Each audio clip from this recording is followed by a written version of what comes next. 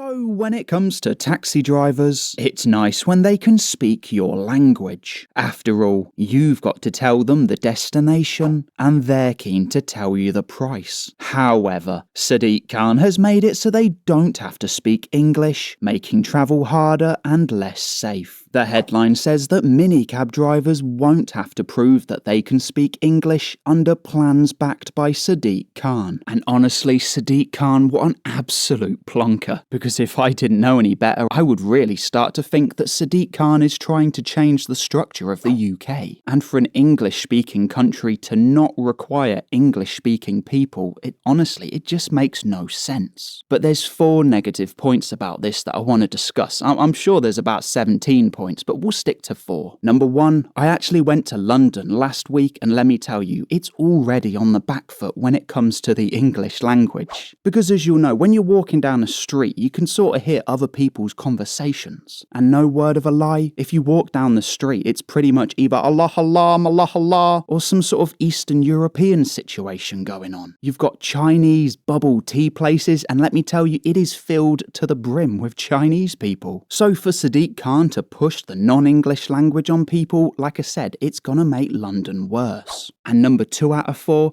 if a taxi driver can't speak English, how on earth are they going to read road signs? It could be a stop sign, it could be a 30-mile-an-hour sign. If they can't read it, they can't respond, and honestly, they can't react. And all jokes aside, I know you mostly see it in the cartoons, but imagine if you're going over a bridge and it said bridge is closed. Well, they're just gonna go straight over it because they think it says open. It says that drivers of black London taxis have warned Mr. Khan that the move compromises passenger safety. And honestly, I don't blame them, because like I gave in the example before, you can't be going over bridges when they're completely out. But the Turdistanese taxi driver, he doesn't seem to care. And more importantly, how on earth are any of these people going to be able to interact with a police officer? Let's say that you get into a car accident with the taxi driver. He might need to call for medical attention, but he actually can't. He's just going to leave you on the floor while he still asks you for the bill.